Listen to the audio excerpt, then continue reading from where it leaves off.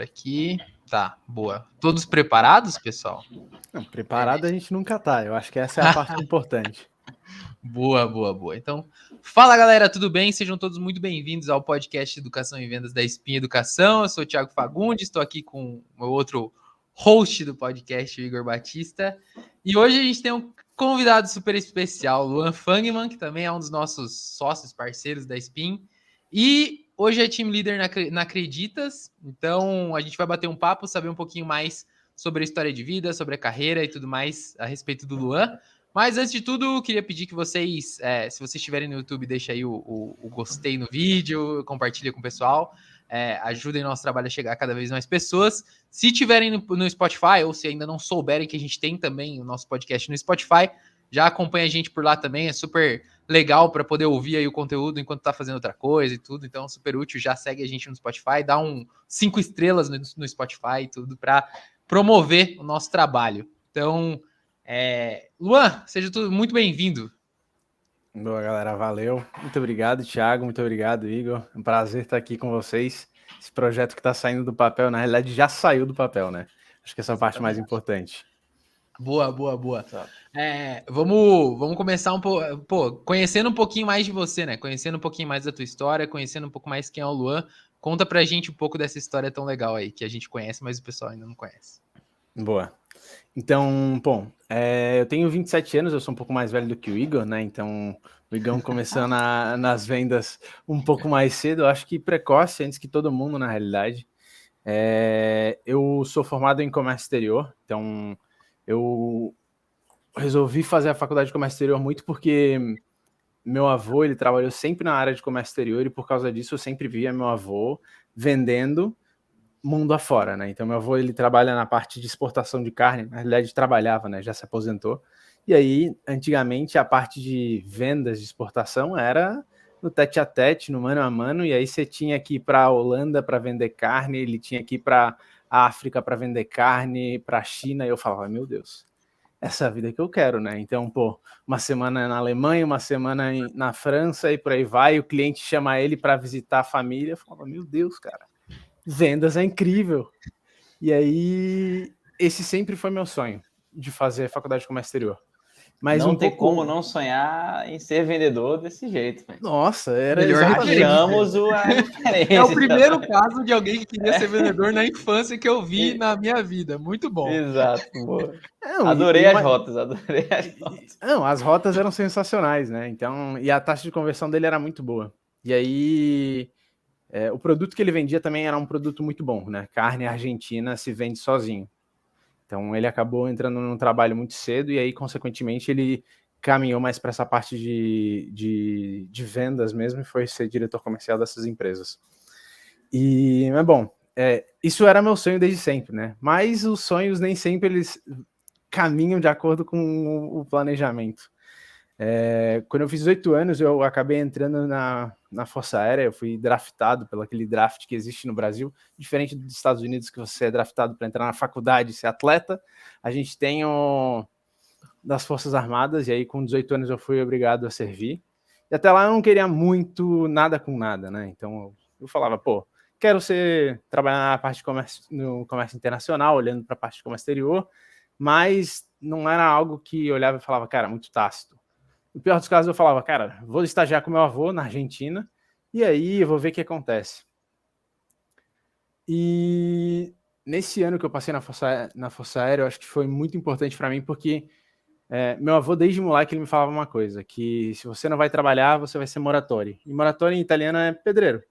E eu falava, cara, não tem problema. Ele falou, você tem que estudar. Eu falava, não, mas estudar não necessariamente é o caminho. Tem tanta gente que não estudou e deu certo na vida, né? Elon Musk tá aí para dizer isso. Então, a gente se apega aos exemplos bons. Aquele esquece os exemplos ruins. Exato. Faculdade é dos fracos. Exatamente, O Facebook tá aí, todo mundo usa e não é por causa que alguém estudou que ele tá de pé. Então, eu não tinha essa ambição de estudar, eu simplesmente queria a vida fácil, eu queria a vida entregue, eu queria chegar onde meu avô chegou sem esforço. Então, eu fiz o ano obrigatório, aí eu comi o pão que o diabo amassou, como todo brasileiro que serve. Putz, o problema das Forças Armadas para mim é que você cria uma cadeia de ódio, né? Então, essa cadeia de ódio você é humilhado e aí, consequentemente, você passa o período probatório, você pode humilhar a pessoa que está entrando e aí vira uma cadeia. Eu falei, cara, eu vou sair daqui, eu tenho que fazer faculdade de Direito, me formar oficial da PM e vou voltar aqui e humilhar todo mundo. E aí depois eu pensei, cara, na realidade não faz o menor sentido. A vida do cara se torna uma vingança agora. Exato. Eu falei, vou viver minha vida inteira em prol de uma vingança. Eu falei, não, vou fazer a faculdade de comércio exterior, que era o que eu queria. E aí a faculdade de comércio exterior ficava em Balneário, na realidade em Itajaí, que é uma cidade que fica próxima a 100 km de Florianópolis, que é onde eu morava naquele momento e onde eu moro hoje. E por causa disso eu acabei me mudando para lá. E aí eu comecei a fazer a faculdade lá, comecei a gostar demais do que eu estava fazendo. E chegou um momento que eu comecei a ver uma disparidade de conhecimento entre eu, que só estava estudando, e a galera que trabalhava na área já desde sempre e estava fazendo a faculdade porque era o caminho lógico da coisa. E eu falei, pô, tem que estudar, já estou estudando, eu tenho que começar a trabalhar na área de comércio exterior. E aí eu fui estagiar numa empresa de transporte, uma parte que cuidava da parte logística internacional. E aí eu falei, putz, isso aqui não tem nada a ver com o que o meu avô fazia. E aí eu fui me dando conta que o que o meu avô fazia hoje é um trabalho um tanto morto, porque com a invenção do e-mail, com a invenção do telefone, o WhatsApp, as negociações elas são muito mais fáceis. Você não precisa se deslocar até outro lado do mundo para fazer uma venda. Então, eu comecei a ver isso, comecei a ver que, putz, não fazia mais sentido almejar a carreira que o meu avô tinha, até porque ela não existe mais, ela é um pouco utópica. E aí eu falei, putz, já que eu tô aqui e o que eu tô fazendo não me agrada, eu quero entrar para uma empresa que tenha um alto impacto. E foi nesse momento que um amigo meu, o Arthur, ele me deu um livro e falou, cara, lê esse livro aqui, por desencargo de consciência, você vai gostar. O nome do livro se chama Sonho Grande. Acredito que os dois tenham lido esse livro, então, que conta a história da criação da Ambev, de Jorge Paulo Lemann. E aí eu falei, porra, eu nunca tinha ouvido falar de uma empresa de alto impacto, nunca tinha escutado falar sobre meritocracia, sobre uma pessoa que entrou, se mandou muito bem e virou sócio. Eu falei, cara, eu quero entrar numa empresa dessas. E aí eu fiquei um pouco aficionado pela Ambev. Então, naquele momento, eu queria entrar na Ambev, mas eu não podia entrar para o estágio da Ambev, porque precisava estar nos últimos 2 anos. E aí eu comecei a consumir conteúdos que a Ambev dava. E aí, por causa disso, eu acabei caindo na Fundação Estudar, que é a Fundação Filantrópica do Jorge Paulo Lemann, que ela está muito ligada à parte da Ambev. E aí eu fazia imersão em empreendedorismo, LabX, várias coisas que a Fundação Estudar dava. E aí eu comecei a consumir esse conteúdo, conhecer uma galera muito boa, comecei a me conectar com uma galera muito interessante, e aí eu comecei a mudar um pouco a minha cabeça a respeito de como eu enxergava a vida. E aí, quando estava próximo do período que dava para começar a fazer o estágio na Ambev, eu apliquei, eu estava fazendo o processo seletivo, mas o processo seletivo da Ambev era muito longo, demorava, sei lá, 3 meses para entrar no estágio, eu ia passando nas etapas, e disputando com o engenheiro, eu falava, o que está acontecendo? Eu estou passando, os engenheiros estão ficando. E aí, nesse meio tempo, teve uma empresa que eu tinha visto num dos e-mails que a faculdade mandou, que se chamava Stone Pagamentos, e eu não tinha ideia do que se tratava. Já ouvi falar desse lugar aí. Conhece?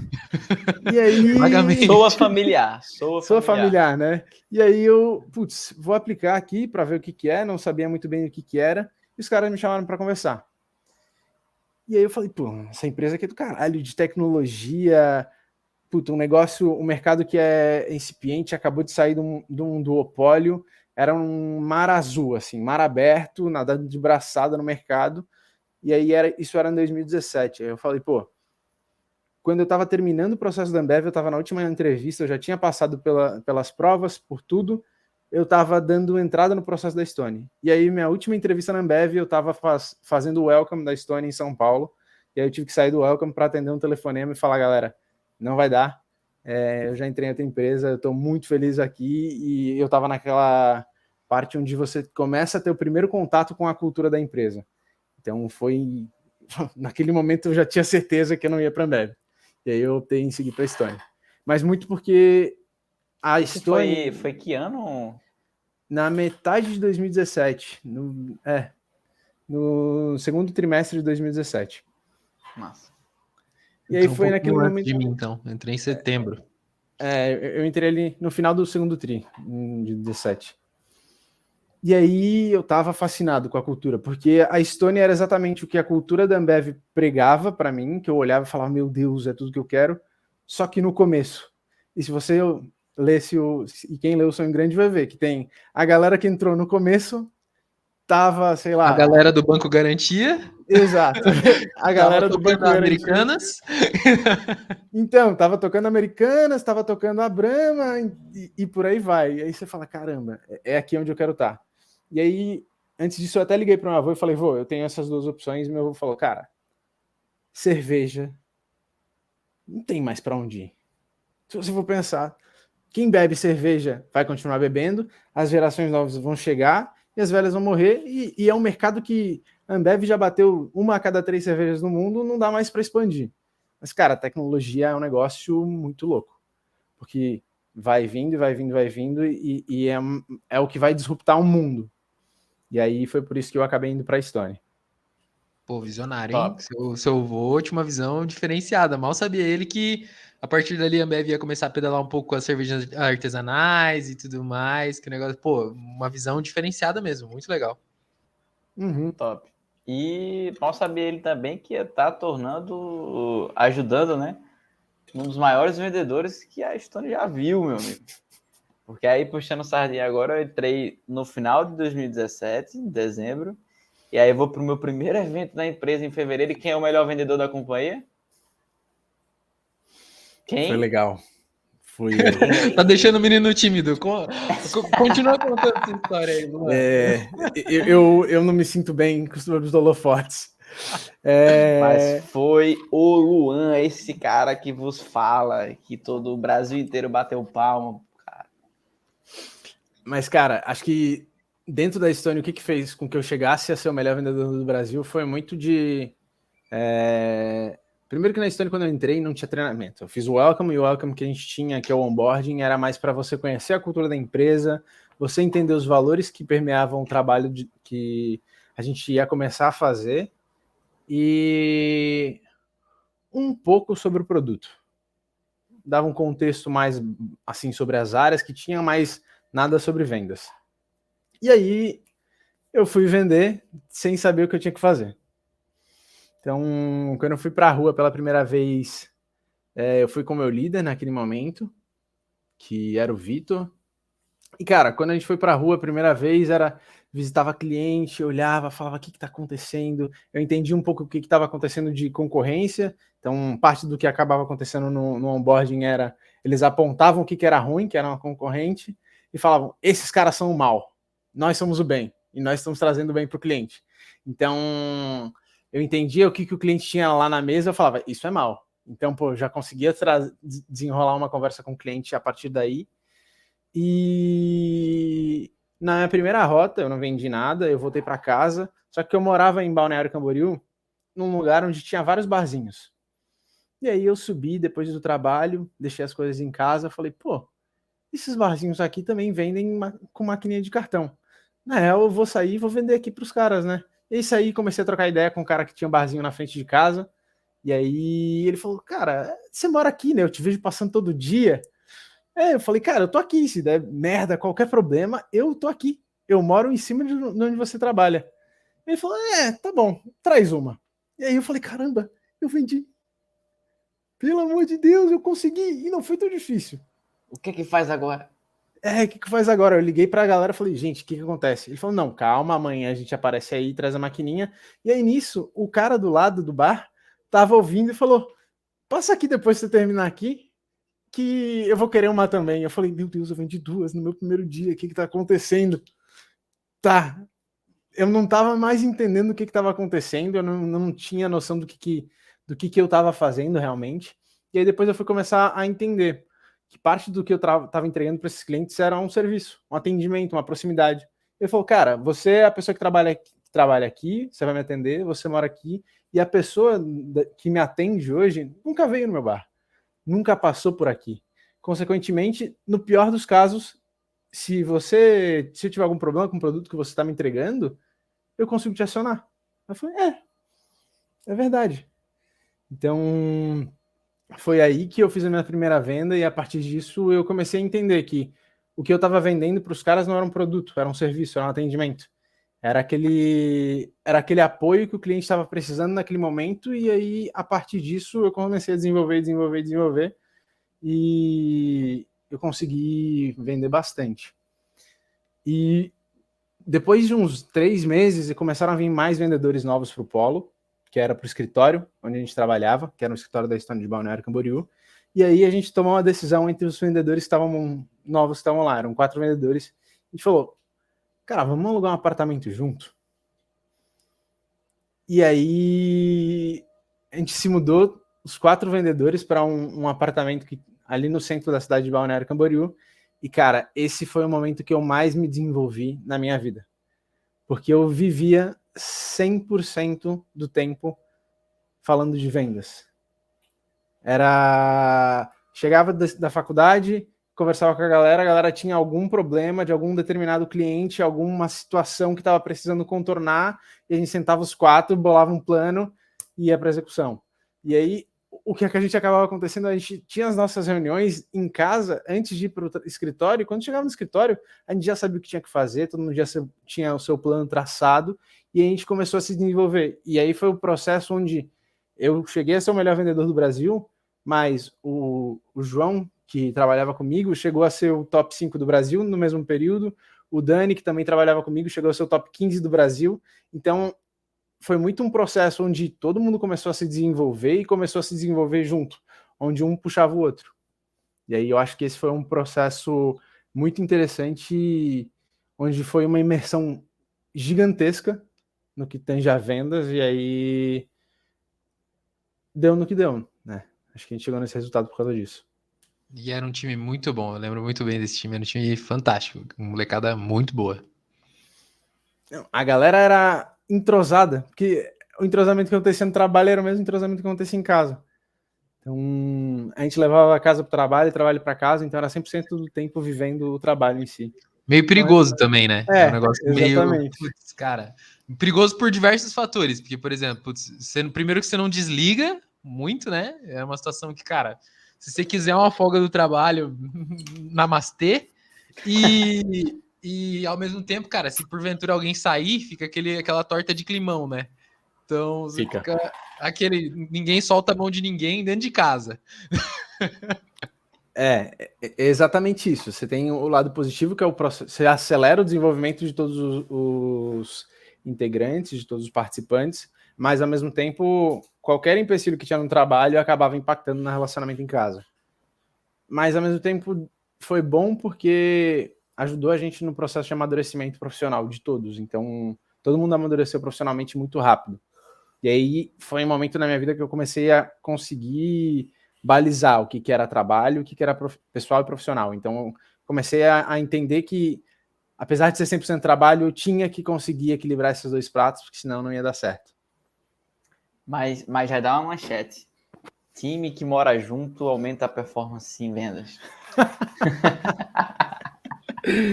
É exatamente isso. Era, como é que hackeia o CRM? Cara, senta todo mundo junto e descobre. Como, quebra essa objeção? Senta todo mundo junto e descobre como quebrar a objeção. Então, por isso que era um processo muito... Acho que era um processo muito lindo, na realidade, né? Que ele era muito natural. Não era nada forçado, ninguém estava obrigando a gente a fazer, mas era o momento que a gente estava vivendo. E a competitividade, como é que era? Dentro de casa era...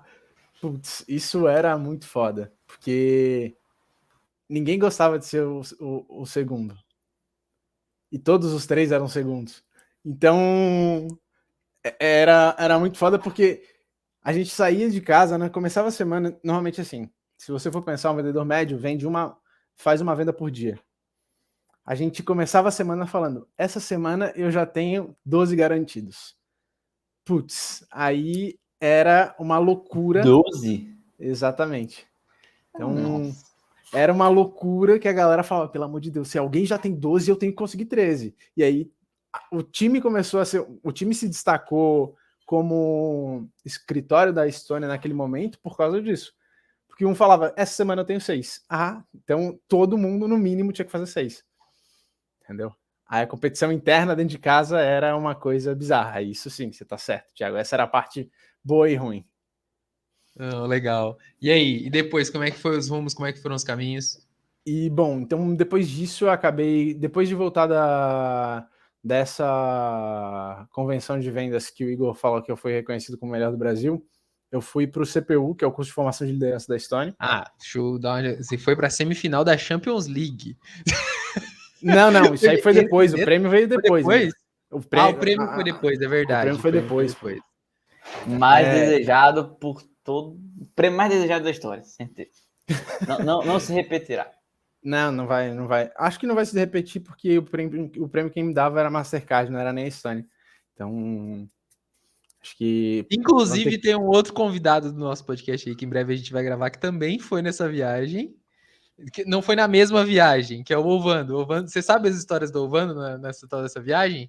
Que o Ovando desmaiou, não foi? Exatamente. O Ovando, ele conseguiu a peripécia de ir lá para Espanha, para Madrid, e desmaiar na frente do Roberto Carlos. Exato. Mas é histórias para próximos episódios do podcast. Pelo amor de Deus. Bom, essa do Ovando eu sabia, porque o Ovando falou, cara, eu já fui, só não desmaia. Então, eu tentei não desmaiar e me senti bem. Mas eu até não consegui desmaiar porque futebol não é o meu esporte favorito. Então, consequentemente, eu tava tranquilo lá. Eu nem conhecia a galera que tava jogando. Eu só conheci o Cristiano Ronaldo e o Rafinha. Então, tava de boa. Mas, bom, depois eu fui pro CPU, que aí foi o CPU... Foi o mesmo CPU, foi onde eu conheci o Thiago, de fato. Então, o Thiago, eu conhecia ele de relance, porque a gente trabalhava no mesmo distrito. E aí, quando a gente foi pro CPU, eu acabei conhecendo ele lá, bem. E aí, dentro do CPU, acho que foi um processo de desenvolvimento bem interessante que a gente teve lá. Foi mais um processo de validação do que um processo de desenvolvimento em si. Para a turma que não conhece, não é da Estônia e tudo mais, é legal explicar o que de fato é o CPU, né? O CPU é um curso de formação de liderança, ou seja, dentro da Estônia eles pegam as pessoas que têm um potencial para se tornarem líderes dentro da operação comercial, e aí essas pessoas recebem um convite, vão para um determinado lugar, passar um tempo, e aí dentro desse lugar é uma imersão em liderança, uma imersão em pessoas, e aí é nesse momento que as pessoas que estão lá, elas estão sendo avaliadas constantemente por diversos outros líderes de diversas outras áreas, e aí depois do CPU as pessoas recebem um convite, se é para tocar uma operação comercial de pequeno, médio, grande porte, no sul, no sudeste, no centro-oeste, no norte, no nordeste do Brasil, e por aí vai. E nesse CPU eu acabei voltando para Balneário Camboriú e aí eu recebi um convite, na realidade foram 2 convites. Então, eu recebi 2 opções, de ir para o lado da liderança comercial, naquele momento, ou ir para a parte de grandes contas, que era um caminho que não era muito bem explorado dentro da esteira comercial da Estônia naquele momento, mas, ao mesmo tempo, era uma coisa que eu gostava muito. E aí eu acabei indo para o caminho de grandes contas, porque um dos avaliadores que estava lá era o Bruno Prete, que ele foi meu líder durante muito tempo dentro da Estônia, e aí ele me fez esse convite para abrir a operação comercial de grandes contas, que era o time de Medium, no Rio Grande do Sul. E aí eu fui para o Rio Grande do Sul para tocar essa operação. No Rio Grande do Sul, acho que eu fiquei aproximadamente um ano lá, tocando a operação, eu desenvolvi a parte comercial não só da capital de Porto Alegre, mas do estado inteiro, então eu vivia viajando, então era Porto Alegre, eu ia até o sul do estado, norte do estado, visitar cliente, fazer vendas, e, cara, acho que foi um dos momentos que eu mais me desenvolvi, porque quando a Estônia chegou no Rio Grande do Sul, lá a gente tinha um empecilho que a gente não aceitava uma das principais bandeiras que eram aceitas naquele estado, que é uma bandeira regional. Consequentemente, a gente não aceitava esse produto, a gente sempre ficava competindo com um player que era dono de um monopólio. Então, era sempre o player dono do monopólio e a gente. Então, o que acabava acontecendo de eu conseguir entrar em determinado cliente era para substituir esse segundo, e nunca o primeiro. Então, a partir disso, eu não acabei tomando uma outra decisão estratégica que não foi parecida com a do Igão, de ir malhar na academia onde os caras ricos malhavam. E eu comecei a entender que o meu produto sozinho não era suficiente para conseguir entrar naquele determinado cliente. E aí, com base nisso, eu comecei a estudar todos os outros produtos que a Stone tinha naquele momento. Então, todas as outras empresas que a Stone ia comprando, ia agregando ao seu portfólio de produtos, eu pegava essa empresa, estudava o produto que ela tinha e fazia uma venda concomitante à venda da maquininha para os clientes. Então, conciliação bancária, automatização de recebimento de vendas online, split de pagamentos, que é quando o cliente ele consegue automaticamente, na hora que ele recebe uma transação, ele conseguir direcionar essa... Bom, pensando assim, só para dar um contexto, né? Pensa num barbeiro. O barbeiro faz o corte, quem ganha parte do recebimento é o salão, outra parte é o barbeiro. Então, o split de pagamento faz com que essa transação seja splitada ou dividida, parte para o barbeiro e parte para o salão. Então, eu comecei a consumir muitos produtos que a Stone tinha naquele momento para conseguir entregar uma solução personalizada para aquele cliente. E isso fez com que eu conseguisse entrar em vários clientes. Eu acho que foi o principal diferencial que eu consegui identificar ali naquele momento. Véio. Top. Não, muito legal, muito legal. E é uma coisa que esse é um diferencial que, principalmente quando a gente tem um mercado como o mercado de adquirência foi se desenvolvendo nos últimos anos, né? Acho que a gente que esteve no comercial da Stone durante muito tempo viu uma comoditização, né? Então a gente viu, a Stone foi muito pioneira e chegou antes e chegou rápido em diversos lugares, só que os diferenciais de fato de produto e tudo mais não eram tão consistentes, então a coisa foi afunilando, a qualidade tecnológica foi se emparelhando e virou um mar vermelho muito grande em preço, que é uma coisa que a concorrência em si, o mercado propiciava e a concorrência tem bala na agulha para fazer, porque são grandes empresas brigando por um mesmo produto, né? O mesmo cliente, né? E quando você tem um mar vermelho assim, um grande processo de diferenciação e super interessante é você tentar trazer soluções diferentes ou tentar abraçar o cliente em outras frentes, né? Então, muito legal essa estratégia e pelo visto deu certo, né? Deu certo. E aí, cara, porque eu comecei a fazer tantos projetos com o cliente, eu comecei a fazer, sei lá, chamava a galera de São Paulo para visitar um cliente em Porto Alegre por causa que ele ia virar piloto de um determinado produto. Aí vinha a galera de São Paulo, fazia o piloto com o cliente gostava, rolotava para todas as operações que ele tinha, e aí, por causa disso, eu recebi mais um convite dentro da própria Stone para trabalhar dentro do time de relações institucionais. E aí era... Luan, antes da gente entrar na parte das relações institucionais, eu acho que é legal explorar um ponto que talvez o nosso público se pergunte, que é, a partir do momento que você foi para o CPU, você recebeu duas possibilidades, né? E você optou por não ir para o caminho da liderança e sim ir por um caminho de especialização, um caminho de cada vez mais se tornar um vendedor mais completo, olhar para clientes diferentes, produtos diferentes, necessidades diferentes. E a turma, às vezes, pode estar se perguntando, pô, legal, mas por que ele tomou essa decisão? Até porque era uma área que estava começando, tinha muita incerteza, então era um desafio bem diferente, né? Você teve duas opções muito diferentes. Acho que é legal entender o racional um pouco do porquê que você tomou essa decisão, por esse caminho, né? Tá.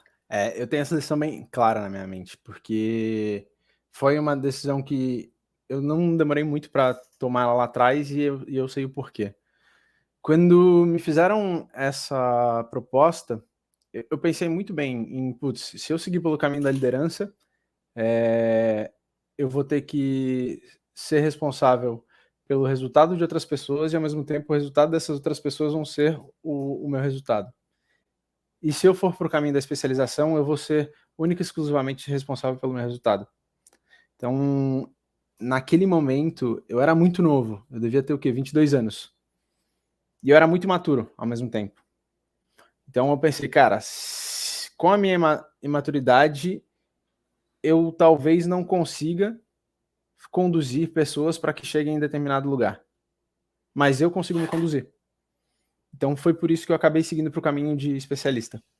Muito legal. É um negócio que, cara, eu acho que é uma das coisas que a maior parte dos novos líderes tropeça, né? de ter... Primeiro, que a turma não tem muito essa consciência. Eu acho que a coisa mais difícil quando você faz a transição é você perceber que o teu resultado não depende de você diretamente. Depende do poder de influência e de direcionamento que você tem sobre outras pessoas. Então, você tem ali um intermediário, ou intermediários, no caso, entre você e o seu resultado.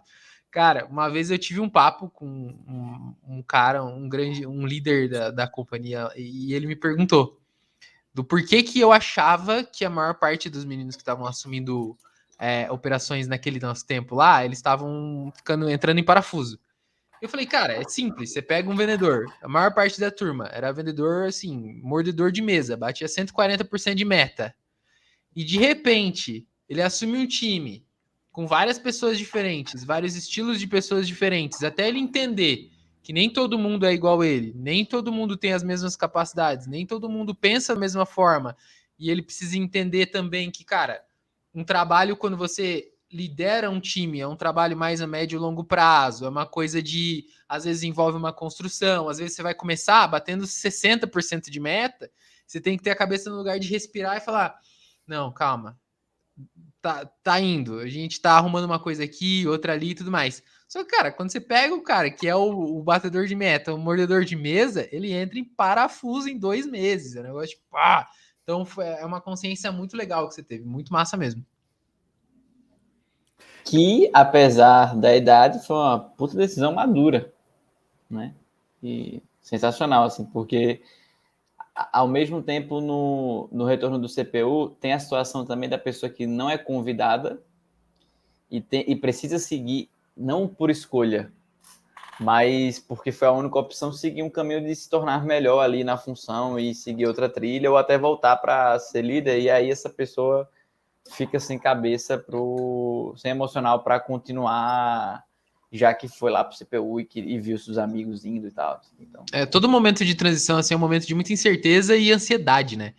Principalmente quando você é um vendedor muito jovem, quando você tá ali, putz, em início de carreira, você fica naquela de, pô, esse momento aqui pode decidir o resto da minha carreira.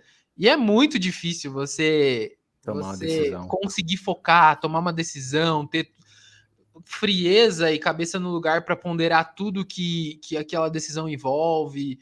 E, pô, cara, para mim, por exemplo, eu sinceramente eu admiraria muito um cara que recebesse recebesse um convite, alguma coisa do tipo, e tivesse a consciência de falar, não, eu não tô pronto. Mas eu, particularmente, eu pelo menos, não conheci alguém que tivesse essa consciência, sabe? Mas envolve. Quer dizer, já vivi uma situação assim, que era um cara que eu queria muito, e conversando com ele, ele falou, só que também era um cara de 41 anos de idade, muita maturidade e tudo mais. Então, envolve muita consciência mesmo, você tomar uma decisão no momento desse. E aí também tem outra coisa que envolvia, que era, naquele momento, o meu ego dentro da empresa estava extremamente inflado. Porque, porra, eu tinha sido o melhor vendedor durante tanto tempo, sei lá, acho que durante todo o tempo que eu trabalhei ali dentro vendendo na rua, eu acho que eu sempre estive entre os top 5. E era convidado para, sei lá, para apresentar o jornal da Estônia naquele mês, aí no mês seguinte também era, e aí, putz, jantar com o diretor comercial. E aí eu falava, cara, eu não posso não estar lá de novo. E pressão grande, né? Exatamente, tinha uma pressão muito grande. E o fato de eu não conseguir. E expectativas, né, Lu? Eu acho que todo mundo. Eu vivia aquele momento, eu era muito próximo, porque a gente era do mesmo distrito, e era meio que uma consciência geral do que, assim, ficava todo mundo, cara, o que vai acontecer com o Luan agora?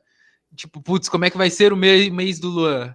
E sempre fica esse holofote, tem o seu lado muito difícil. Imagina, um menino de 22 anos, cara, é puxado mesmo. Naquele momento, até quando eu comecei a me destacar, eu tinha 21 anos. Eu falava, cara, o que tá acontecendo? Por que eu tô conseguindo ter esse resultado melhor do que essa galera que faz isso há milhares de anos? E, putz, não sei. Eu não sabia. Eu não tinha essa resposta. E, ao mesmo tempo, as pessoas vinham falar comigo, eu também não sabia passar essa resposta para eles. O meu líder não sabia a resposta. E eu falava, cara, eu não sei o que tá acontecendo. Então, como eu não Hoje sabia... você sabe, Lu? Eu acho que essa é a pergunta que todo mundo que vai assistir isso aqui, quer saber. Hoje você sabe, hoje você tem consciência do que Eu você ia tinha fazer diferente essa pergunta agora. todo mundo quer fazer essa pergunta. Eu quis fazer essa pergunta, só que naquele tempo você deu uma groselhada bizarra. Assim, você falou um bagulho que eu falei, não. Cara, eu sei o que eu consegui fazer. Naquele momento, acho que eu consegui. Primeiro, tinha uma coisa que a Stone fazia com um time, que era o time de parcerias da Stone, que esse determinado time criava milhares de parcerias com N redes pelo Brasil e largava. E pelo fato deles terem criado esse monte de parcerias e largar, os parceiros não sabiam dessas parcerias. E aquilo era uma determinada, sei lá, o cliente ele tinha uma determinada condição, um preço, tudo alocado a uma negociação de grande porte.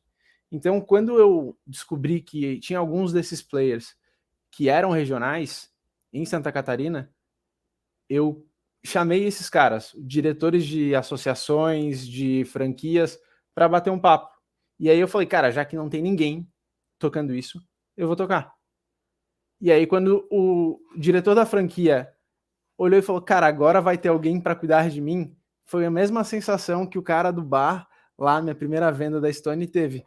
Putz, agora eu vou ter alguém para poder contar, agora eu vou ter alguém para poder me ajudar no processo, e aí, consequentemente, foi um processo que foi escalando. Então, ele me mandou no começo ali desse relacionamento, mandou uns 3, 4 clientes para ver se eu ia conseguir dar conta de atender esses caras, se o que eu tinha prometido ia funcionar, e aí ele viu que o que eu prometi foi cumprido. E aí ele começou a escalar o processo. E aí, a partir disso, ele começou a escalar o relacionamento que ele tinha comigo, e aí, consequentemente, eu escalei a operação deles inteira. A gente chegou no momento que eles tinham 100 e poucas unidades em Santa Catarina, 70% eu tinha fechado. Legal, então foi uma parada mais de estratégia, né? Um Exato. negócio de aproveitar a oportunidade, saber muito bem aonde atacar e tudo. Querendo ou não, você tava escolhendo muito bem seus leads, meio que sem saber como, né? Exato. E aí, ao mesmo tempo, eu consegui fazer a mesma coisa em Balneário. Porque eu falei, putz, faz muito sentido você pegar uma pessoa que é responsável por várias lojas, vários clientes, ou uma associação, ou, sei lá, um cliente grande. E aí eu comecei a fazer isso em casa. Ao mesmo tempo que eu tinha esse cara que ele ia me prover uma determinada quantidade de clientes por mês, eu tinha que conseguir correr atrás dos outros. Porque vamos dizer que esse cara fizesse com que eu batesse 100%. Cara, os outros 200% eu tinha que correr atrás. Não que eu batesse de 300%, tá? Só um exemplo.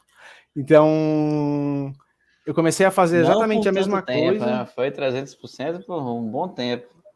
Depois que eu fui pro Medium foi diferente, né? Mas eu comecei a fazer a mesma coisa dentro de casa. Então, por conta disso, eu comecei a estruturar parcerias dentro da cidade com parceiros chaves e a partir disso eu comecei a escalar as negociações da mesma maneira. Muito legal, muito legal. E aí, conta pra gente um pouquinho de como foi essa transição de área tão diferente, que você foi parar em RI e tudo, como é que foi esse processo aí? Cara, eu fui parar em RI muito porque eu comecei a fazer muitos projetos e aí tinha uma das pessoas que era um dos líderes da operação de grandes contas.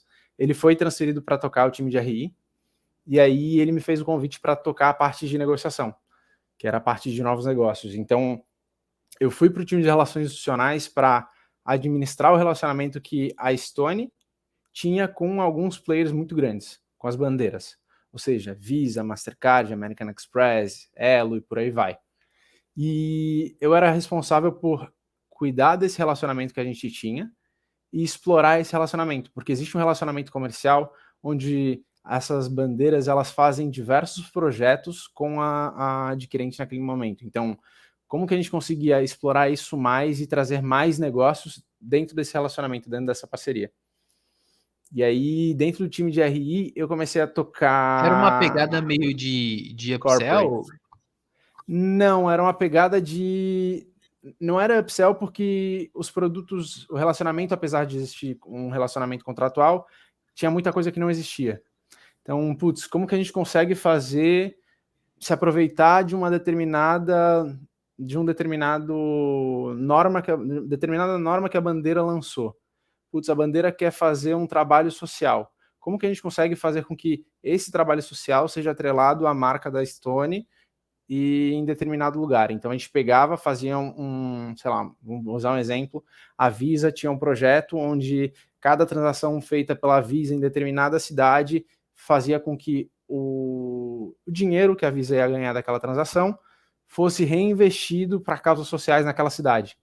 Então, como que a gente conseguia fazer isso? Então, tinha que envolver muita parte dos times de tecnologia para a gente conseguir separar geograficamente determinado parque de máquinas e fazer um desenvolvimento para aquele determinado parque de máquinas para que a gente conseguisse aproveitar disso. Então, a gente fazia esses projetos e também projetos de adesão a novas bandeiras. Então, putz, como que a gente conseguia fazer com que novas bandeiras entrassem dentro do nosso portfólio de bandeiras ali naquele momento. Muito legal, muito legal. Negociações diferentes. É. E aí, conta, como é que foi lá? Ficava semanalmente falando, gente, já estamos em implementação com essa bandeira. Eu contava a história naquele momento, porque a gente tinha um cronograma de implementação de determinada bandeira e isso, quem conhece tecnologia sabe que não é só botar na maquininha ali a nova bandeirinha que vai passar a aceitar. Tinha um trabalho tecnológico por trás massivo de aceitação. Então, muitas vezes a gente não conseguia... Não só tecnológico, né? Mas contratual bizarro também. A parte contratual demorava muito, mas... E aí, uma coisa que é interessante, a gente não podia começar nada de desenvolvimento tecnológico sem que todo o contratual fosse resolvido. Entendi. Então, para que um pudesse começar, o outro tinha que ter terminado. Então, eram mutuamente excludentes. Então, era um trabalho de, mandava uma negociação com determinada bandeira para o time de nosso time jurídico, o time jurídico falava, isso aqui eu não quero nem a pau. Essa cláusula aqui vai nos ferrar no futuro. Não quero. Aí mandava para o time jurídico deles, eles falavam, não, mas sem essa cláusula eu não faço. Então, ficava nesse ping-pong durante semanas e semanas e semanas, e isso ia comendo todo o nosso deadline. Não, isso é... Vou falar outra palavra aqui, mas é interessante, porque o comercial em si, ele gera uma expectativa muito grande para aumentar a quantidade de bandeiras e, consequentemente, mais clientes, né?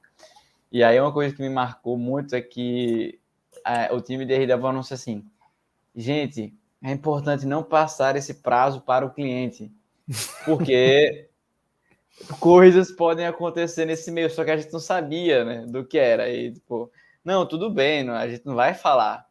Aí o cara fez, poxa, vocês não aceitam a bandeira, tá? Mas isso aí, 60 dias está resolvido. Meu time de RI é sensacional. Não tem...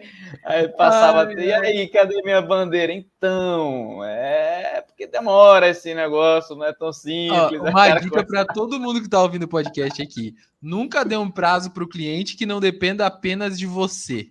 Exatamente, nunca faça.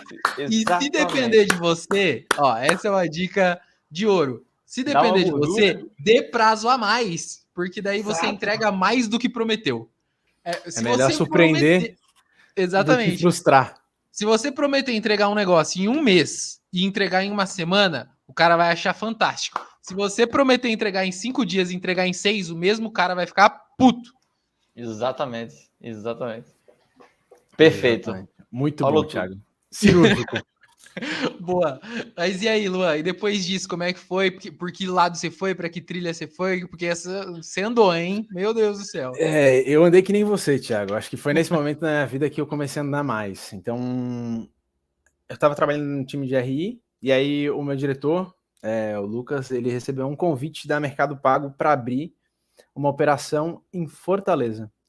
E aí, consequentemente, abri a operação do Mercado Pago para fazer o que a gente já sabia fazer, que era a distribuição de maquininha dentro do Nordeste. E Fortaleza ia ser o lugar por onde a gente ia começar. E aí, num papo, a gente estava no Rio de Janeiro, depois de uma noite...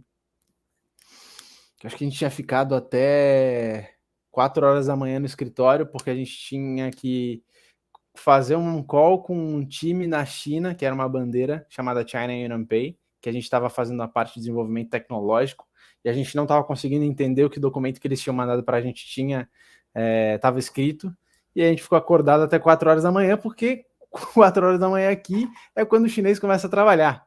Então, ficou o time de tecnologia inteiro comendo pizza, tomando Monster e desenvolvendo.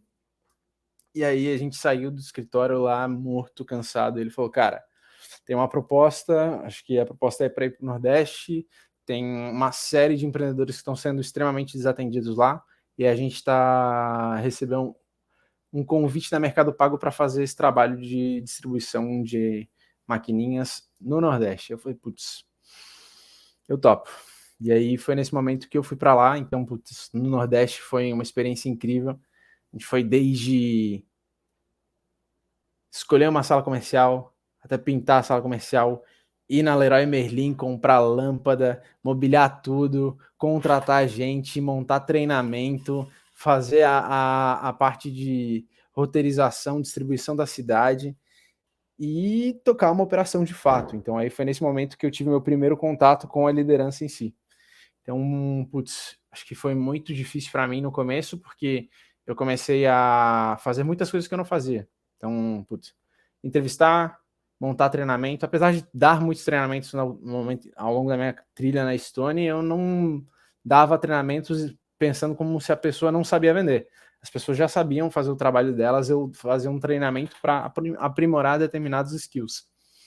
E aí foi desde o zero, putz, estruturar tudo e aí, além disso, lidar com um público que tinha uma cultura totalmente diferente da minha. Então, liderar essas pessoas, para mim, no começo foi muito difícil, mas a partir do momento que eu comecei a entender o que era, o que motivava cada um naquele momento, foi muito interessante. Mas outra coisa que também foi muito difícil lá foi que a operação do Mercado Pago não era que nem a operação da Estônia, era uma operação terceirizada. Então, tudo que a gente fazia, a gente não tinha... a gente não conseguia... As coisas que a gente prometia, as coisas que a gente queria fazer não dependiam da gente, porque nós éramos uma terceirizada fazendo o trabalho. Então, tudo demorava mais, tudo tinha um custo a mais. Eu não conseguia falar com quem resolvia as coisas de fato. Apesar de falar, ele tomava a decisão e botava dentro de um backlog, que é uma lista de coisas que ele tem para fazer, e ele dava a prioridade que ele queria. Então, para mim, isso foi muito difícil também, porque a gente perdeu total autonomia que a gente tinha no negócio. Muito, muito bom. Quanto tempo você ficou por lá? Como é que foi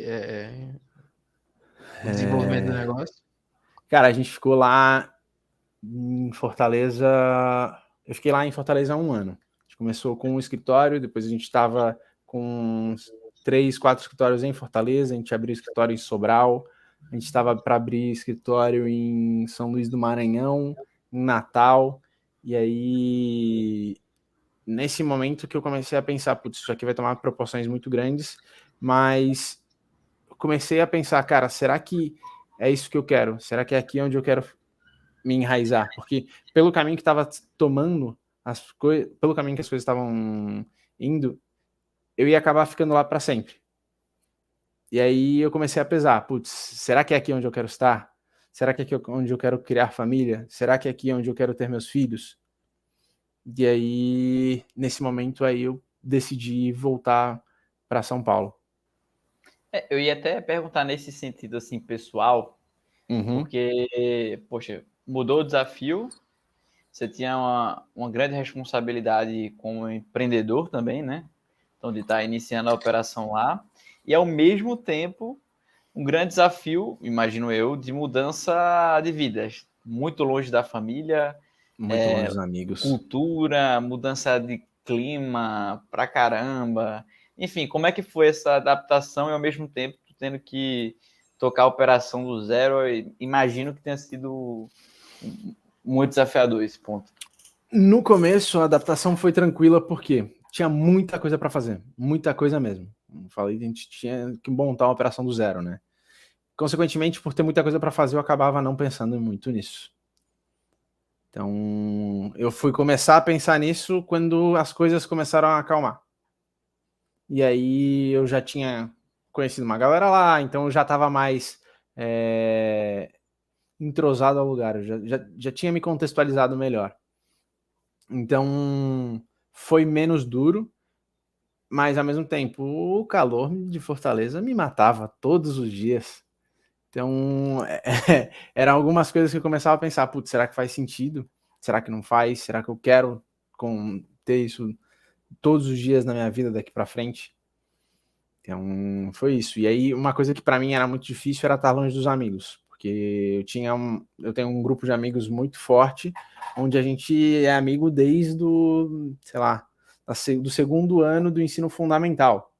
Então, para ver esses meus amigos, eu tinha que viajar 2.000 quilômetros. Então, começava a se criar uma barreira e o Sul começava a ganhar alguns pontos a mais quando eu botava eles numa comparação. Entendi. Legal, legal. É e como é que bizarro. foi essa volta para São Paulo? Como que você... vou largar tudo e vou embora para São Paulo? Como é que foi isso? Cara, a volta foi muito... Eu pensei em voltar, e aí eu falei com uma amiga minha que eu queria voltar, e ela falou, olha, que coisa boa, eu tô precisando de você aqui, me manda o teu currículo. Eu falei, cara, mas não tenho o currículo pronto. Ela falou, não, me manda o teu currículo. Essa pessoa que eu fui conversar foi a Tuane, que é uma pessoa que trabalhava na Estônia nas antigas, e hoje ela trabalha na Acreditas, hoje ela é manager lá. E aí, quando eu fui falar com ela, ela falou, cara, a gente tá com vaga para team leader aqui. É que ficava com produtos? Não, a Tuane, ela cuidava da parte de logística. Ela era regional de logística na Estônia.